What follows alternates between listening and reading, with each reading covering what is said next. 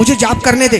कभी आकर के गर्दन पे चाटने लग जाए, एकदम डांट के भगा दे, भाग जा, मुझे जाप करने दे। लेकिन धीरे धीरे फिर जब कभी जाप करें और मन में क्या है, अरे अभी तक वो खूर मेरे कंधों पे आए नहीं, कहाँ रह गया वो बालक? अभी तक उसने मेरी गर्दन को चाटा नहीं, कहाँ रह गया? अर्थात जाप कर रहे हैं लेकिन मन उस हिरण के बच्चे में लगा हुआ है। जो लाखों जाप थे वो सैकड़ों हो गए, सैकड़ों से एक दिन जाप तप सब समाप्त हो गया। अब तो भरत जी का पूरा मन उस हिरण के बच्चे को ही खिलाने में देख रेख में लग गया। माताओं बंधुओं, समय बीतता गया और ध्यान दीजिएगा, जिसे कभी नहीं टाला जा सकता वो कराल काल, जैसे चूहे के बिल में सर्प एकदम आकर के प्रवेश कर जाता है ना। ध्यान दीजिएगा, चूहा कभी, सांप कभी खुद का घर थोड़ी बनाता है, वो तो चूहा बनाता है अपने लिए बिल, सांप उसमें जाके रहता है। तो कहा जैसे चूहे के बिल में सर्प एकदम आ जाता है, वैसे ही भरत जी के सामने वो काल आकर के खड़ा हो गया। अब तो भरत जी ने समझा कि प्राण गए, लेकिन चिंता किस बात की, जो अभी मैंने चर्चा की पुरंजन के समय। भरत जी को लग रहा, अरे ये हिरण के बच्चे का क्या होगा, मैं चला जाऊंगा तो उसकी देखरेख कौन करेगा? वो बच्चा भी रोता मुंह से भरत जी महाराज को देख रहा। भरत जी महाराज ने प्राण त्याग दिए हिरण के बच्चे के बारे में सोचते सोचते। तो जैसा गीता में लिखा है ना, यम यम वापी स्मरण भावम त्यज तंते कलेवरम तम तमय वैति कौन्तेय सदा तद्भाव भाविता। अर्थात जैसा जैसा भाव होगा ना, वैसा ही कलेवर हम लोग प्राप्त करेंगे, वही शरीर प्राप्त करेंगे। इसीलिए कहते हैं ब्रह्म का चिंतन करोगे तो ब्रह्मलीन हो जाओगे, ब्रह्म के को प्राप्त कर जाओगे। तो अगला शरीर उन्होंने हिरण का पाया, लेकिन ज्ञान नहीं गया था तपस्या के कारण।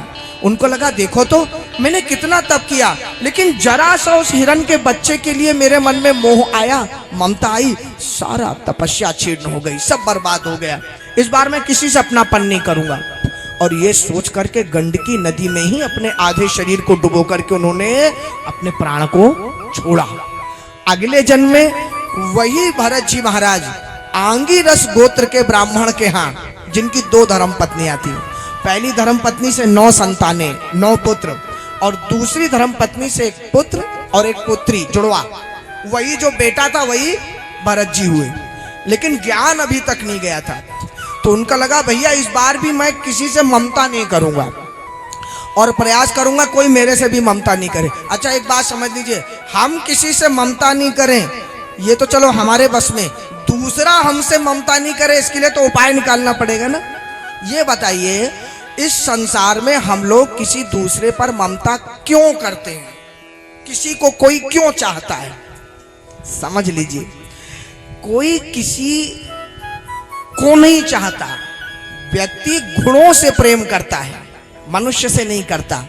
अगर आपके गुण हैं आप में तो व्यक्ति आपसे प्रेम करेगा, आप में गुण नहीं है तो कोई प्रेम नहीं करेगा। जैसे कि मैंने उदाहरण दिया था, कोई आप ही के परिवार का रोज पी के आता हो, न समाज वाला उससे बात करेगा ना परिवार वाले पसंद करेंगे। और वही पीना छोड़ दे, भगवान का भक्त बन जाए, अच्छी कमाई करने लग जाए, तो जो बैर करते थे ना वही प्रेम करने लग जाएंगे। कहने का अर्थ गुणों से प्रेम होता है, कोई मनुष्य से प्रेम और बैर नहीं होता। अरे भाई परिवार का ही कोई सदस्य, देखिए बड़ा कटु सत्य है, जिस दिन वेंटिलेटर पे पड़ जाता है ना तो 10, 15, 20 दिन बाद सभी लोग कहते हैं कि महाराज मुक्त हो जाए ये ना, माने ये भी मुक्त हो जाए, हम भी मुक्त हो जाए, हम भी प्रियो अपने काम में लगे, क्योंकि कब तक इसको देखेंगे, क्योंकि किसी काम का ही नहीं रह गया।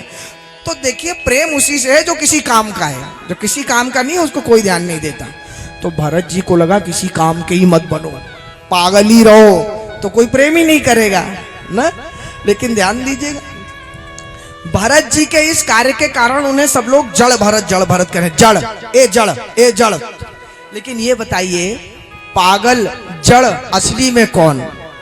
एक पागल सारे संसार को पागल समझता है और सारा संसार पागल को पागल समझता है। असली पागल कौन है ये कौन तय करेगा आप बताइए ना।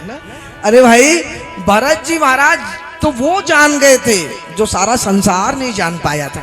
भरत जी ने कुछ सीखना ही नहीं चाहा। पिताजी ने 4 महीने प्रयास किया कि कम से कम त्रिपदा गायत्री तो सीख ले। अरे मैं ब्राह्मण हूँ, बच्चा कम से कम कुछ वेद कुछ रुद्री आदि पढ़ ले तो कुछ कमाई का साधन हो जाएगा। उन्होंने कुछ नहीं सीखा। पिताजी की ये लालसा कि मेरा बच्चा विद्वान बने पूरी नहीं हो पाई और उन्होंने प्राण त्याग दिए। अच्छा, जब त्याग दिए तो जो छोटी पत्नी थी वो सती हो गई साथ में। अब 9 सौतेले भाई और जो बहन थी उसका तो विवाह हो गया, तो विवाह करके चली गई। अब उनको खटके भरत जी कि भैया ये तो कुछ करता नहीं है, इस पागल को कौन खिलाएगा पिलाएगा, भगा दिया।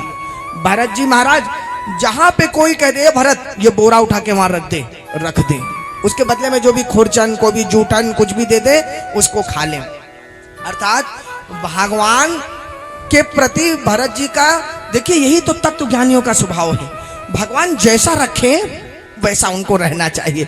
भरत जी महाराज को कोई बोला ए भरत इधर आ, सब सफाई कर दे, सब सफाई कर दे, उसके बदले में जो भी 2-3 दिन का सड़ा गला भी हो ना दे दे, भरत जी महाराज उसको स्वीकार कर ले।